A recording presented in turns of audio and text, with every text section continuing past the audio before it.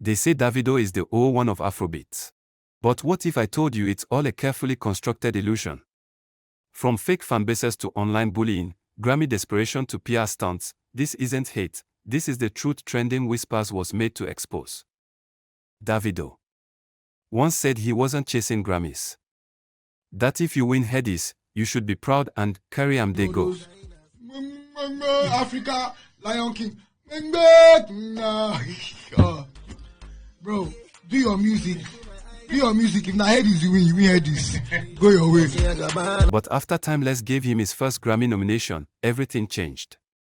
Suddenly, he was all about winning a Grammy. He even arrived early at the event, passionately staking his claim as 001, even though his numbers, from monthly listeners to streaming statistics, don't reflect the same status. Why? Because winning would validate his claim as the king of Afrobeats. Timeless wasn't just an album, it was a sympathy campaign. After personal tragedy, fans rallied behind him, increasing his streams. Celebrities like Wizkid also posted his album to show him support for his trying times. Clearly there was a Wizkid influence on the album performance. But let's be honest, did the album deserve all the hype? When he lost the Grammy, the fans started claiming the Grammy used him to promote the award. But let's be clear, Davido's brand thrives on controversy. His market is built on division, especially by antagonizing artists who don't bow to his wealth. And now, people are calling it a Grammy album, even though we all know it wasn't his best work. This wasn't a Grammy-worthy project, it was a sympathy-driven release that gained traction on the back of his personal life. Why don't blogs call Davido out? Simple, because his fans drown out any criticism with the age-old mantra of rich man do something, poor man they complain. He promoted Rockstarly, a platform that scams people, and remained silent when one expert, for which he's an ambassador, refused to pay a winner. What's up, it's your boy Davido. I want to introduce you guys to one of the biggest platforms, investment platforms in Nigeria, rocksteady.com. Make sure you guys visit the website, invest, a lot of opportunities over there. And with Rocksteady, you get paid between 12 to 24 hours instant payment. It has been very, very reliable for the past 6 months. We've had great recommendations and it has built many millionaires. Yes, to reach us, you can contact us on Facebook, Twitter, Instagram, at Rocksteady. Probably going to be under here, so click it, follow. One love. If it were any other celebrity, it would have been headline news. But Davido escapes accountability because of the power his wealth gives him. This is the privilege money buys, and it's clear that it's Davido's influence that keeps him out of the media's critical eye. Davido's relationship with his fans is built on force. He openly admitted to mobilizing his fan base to bully someone who didn't know him. This isn't love, it's manipulation. When someone criticizes him, his army of fans is quick to swarm, drowning out any opinion that doesn't align with his narrative. This promoter, she was just like, I think she liked me. Uh-huh. You know what I'm saying? I think she liked me. Go ahead now. So she was just acting weird, but she said something like, I knew she knew me, but she was like, oh, I don't even know you. You know when you just try to get a reaction? I don't even know you. I'm like, I know what to do. So I called my fan club. I said, fuck her IG up.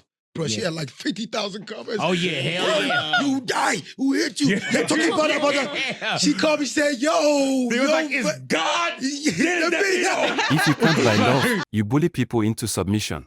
Davido loves to align himself with the next big thing, so he can claim credit when they make it. Whether it's by featuring on their tracks or simply hanging out with them, Davido is quick to position himself as a supporter, but it's never real support. He's only in it for his own benefit.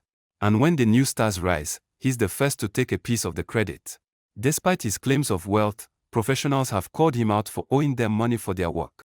In fact, during the Omopiano debate, he replied to a tweet claiming he didn't bring Afrobeat to Nigeria with, "What did I do for you?" The reality is, Davido doesn't show love unless there's something in it for him. Yes, Davido may be the most followed African artist, but let's dig deeper. In terms post-engagements, monthly listeners, streaming numbers, and revenue from music, Burna Boy, Wizkid, and even newcomers like Rema and Asoki are miles ahead. Burna Boy, for example, just won a Grammy with his album, while Davido's Timeless failed to make the cut.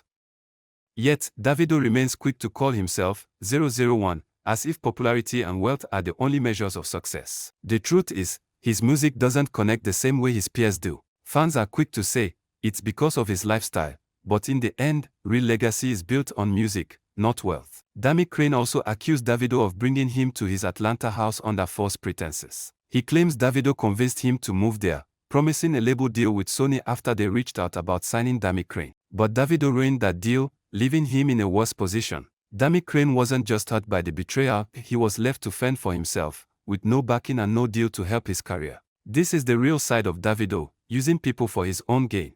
Instead of going the legal route and suing Dami Crane for defamation, Davido chose a more brutal route. He used his wealth and power to call on the Nigerian police force. Dami Crane was unjustly detained for 7 days, an act of oppression that violated basic human rights which is against the provision of the Nigerian constitution. But the NPF are widely known as a tool for oppression. If Davido felt wrong, he could have taken it to court and won. But no, he silenced Dami Crane through intimidation and manipulation. This is how the rich protect themselves and get away with injustices in Nigeria. Recently, a US court has summoned Davido over song theft. If this were to happen in Nigeria, that person might have been detained also. Davido also publicly disrespected Bibi Niger star Fina, claiming he didn't know her, while he liked negative posts about her. But when the tables were turned, he had his fanbase harass anyone who said they didn't know him. This hypocrisy shows how Davido controls the narrative by playing the victim when it suits him. And it gets even worse.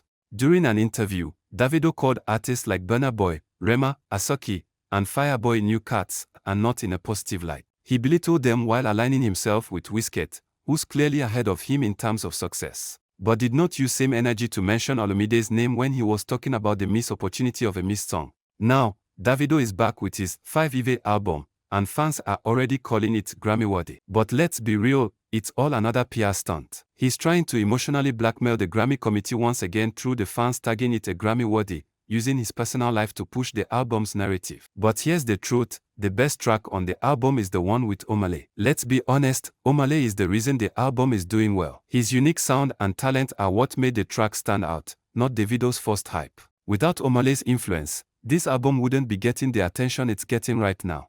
And then, there's the ridiculous drama surrounding Omopiano. Davido had issues with South African DJ Mafraisa over the genre, all because Mafraisa credited Wizkid for introducing Omopiano to the Nigerian scene instead of Davido. This sparked a petty feud, where Davido felt the need to respond publicly, rather than letting the music speak for itself. It was a childish move. Davido could have just acknowledged the collaboration and influence of other artists, but instead, he chose to escalate a situation that didn't need to be an issue. This type of pettiness is exactly why many find it hard to respect him in the long run. Then there's the issue with calling the likes of Burna Boy, Rema, Asoki, and Fireboy the new cats. It's clear that Davido is threatened by their success. Burna Boy has already achieved so much more than Davido, from winning Grammys to breaking international records. Rema has taken the world by storm with Calm Down. Asoki and Fireboy are dominating Afrobeat, and instead of celebrating them, Davido tries to downplay their success by calling them new cats. Everybody knows now. I was one of the first, me and Wizkid blowed up, you know what I'm saying? So it feels good,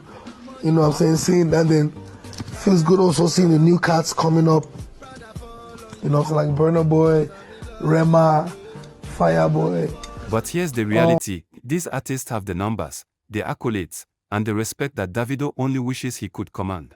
And let's not forget, Wizkid was always ahead of him, and instead of acknowledging that, Davido tries to claim he's the originator. But when the facts speak, it's clear he's nowhere near their level. At the end of the day, this video isn't about hating on Davido. It's about shedding light on the man behind the manufactured image. Davido's rise to fame wasn't based solely on talent, it was built on calculated moves, strategic alliances, and his ability to manipulate the narrative. His PR stunts, from emotional blackmail to silencing critics with money and influence, have given him a pass in the public eye. But the truth is, he's not the king of Afrobeats. He's just another opportunist who used his wealth to get ahead.